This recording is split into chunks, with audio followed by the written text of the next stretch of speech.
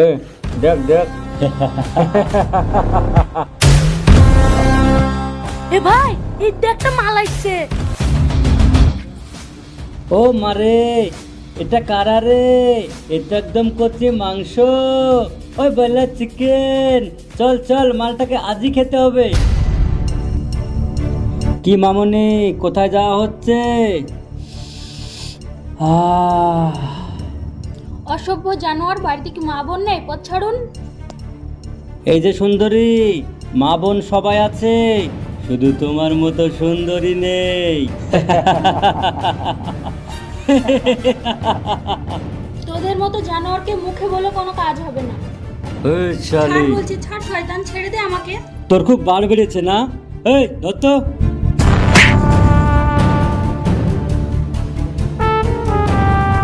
এই কে রে তুই? তোর বাপ।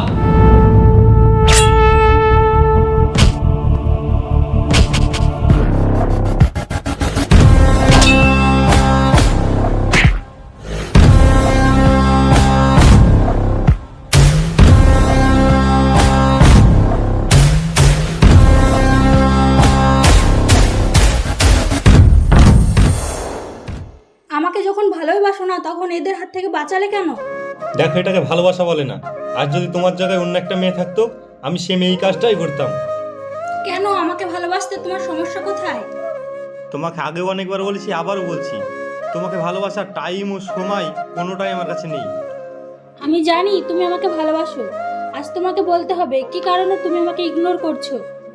দেখো মৌসুমি, তুমি একজন সাধারণ মানুষ, অনেক ভালো আছো, কিন্তু আমার জীবনটা সাধারণ নয়। আমি অনেক বড় প্রতিশোধের আগুনে জ্বলছি, আর চাই না আমার এই প্রতিশোধের আগুনে জ্বলা জীবনটাকে তোমার হাতে তুলে দিতে। কিসের প্রতিশোধের আগুন আমাকে বলো। শুনতে চাও? তাহলে শোনো। আমাদের ছোট্ট একটা সংসার ছিল, আমার বাবা ছিল, আমার ছোট্ট একটা বোন ছিল। আমার বোনকে নিয়ে আমার বাবার অনেক বড় স্বপ্ন ছিল, তাকে অনেক বড় ডাক্তার বানাবে। তারপর হঠাৎ একদিন রিয়া, তাহলে ফাইনাল ইন্টারভিউ পাস হয়ে গেলি? হ্যাঁ, আমি অনেক খুশি। জানিস তো, আমার বাবার অনেক বড় স্বপ্ন ছিল আমাকে ডাক্তার বানানো। হ্যাঁ রে, সত্যি তোর বাবা এত গরিব হওয়ার পরেও যেভাবে পড়ালেখা করালো, সত্যি অবাক করার মতো বিষয়। সবই ওপরবেলার ইচ্ছা আর আমার আব্বুর পরিশ্রমে। ঠিক আছে, চ চ, বাড়ি গিয়ে খুশির সংবাদটা তোর আব্বুদেরকে দেগা। ঠিক আছে।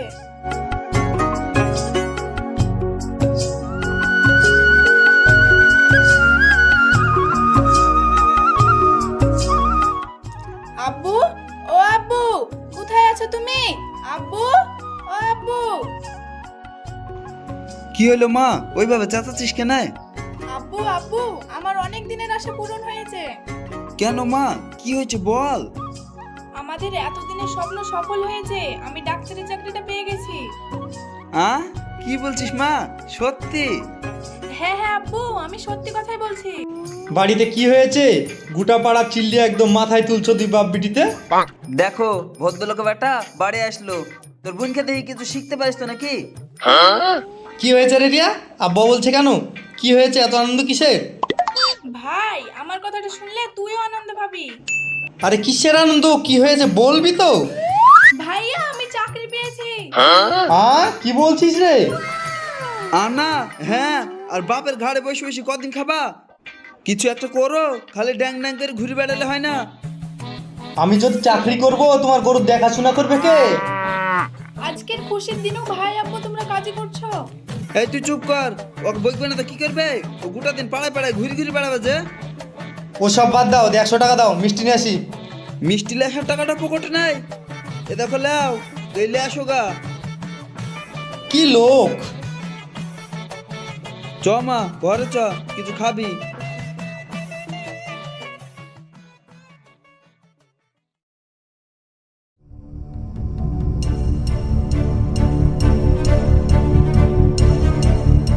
ডক্টর রিয়া, তুমি কি বেঁচে আছো? না না স্যার, আসুন আসুন। স্যার বসুন। হ্যাঁ স্যার, বলুন আপনার জন্য কি করতে পারি। রিয়া, তোমাকে যে ডাক্তার কথা বলেছিলাম না, তিনি এসে সে। ডক্টর রিয়া, নিশ্চয়ই তুমি আমার নামটা শুনেছো। আমি হচ্ছে ভারতের সব থেকে বড় ওষুধের ডিলার। হ্যাঁ স্যার, আমি আপনার বিষয়ে অনেক শুনেছি। তো যাই হোক, শামচাঁদ সাহেব যে ওষুধের কথাটা বলেছে সেটা আপনার প্রেসক্রিপশনে লিখতে কী অসুবিধা হচ্ছে? হ্যাঁ, সামজাদ স্যার আমাকে অনেকবারই বলেছে, কিন্তু আপনার এই ওষুধ যদি আমি পেশেন্টদেরকে দিই তাহলে পেশেন্টের অনেক বড় ক্ষতি হয়ে যাবে, আর আমি একটা ডক্টর হয়ে এটা কোনোদিনই করতে পারবো না। But why? কেন কেন করতে পারবে না? এতে তোমারও প্রফিট আছে, আমারও প্রফিট আছে। স্যার, আমি আপনার প্রফিট দেখতে গিয়ে লাখ লাখ অসহায় মানুষের ক্ষতি করতে পারবো না, এটা আমার মা বাবা শিক্ষা দেয়নি। ডক্টর রিয়া, আপনি কিন্তু অনেক অনেক বড় ভুল করছেন। স্যার, আপনি যাই বলুন না কেন, আমি আপনার ওষুধ প্রেসক্রিপশনে কিছুতেই লিখতে পারবো না, এটাই আমার লাস্ট কথা। এখন আপনি আসতে পারেন। রিয়া, একটা সিনিয়র অফিসারের সাথে কিভাবে কথা বলতে হয় তুমি সেটা জানো না? ঠিক আছে শামচাঁদ সাহেব, ছাড়ুন ছাড়ুন। ডক্টর রিয়া, বিষয়টা একবার ভেবে দেখবেন। আসি তাহলে।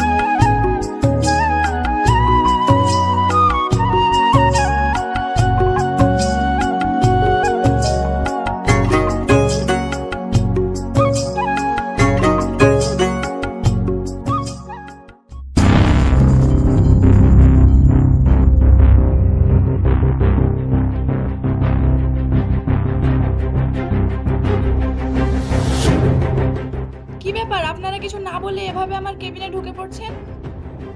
অনেকবার বলেছি, অনেকবার বুঝিয়েছি, আর নয় শোনা, এইবার তুমি আমার আসল রূপ দেখবে।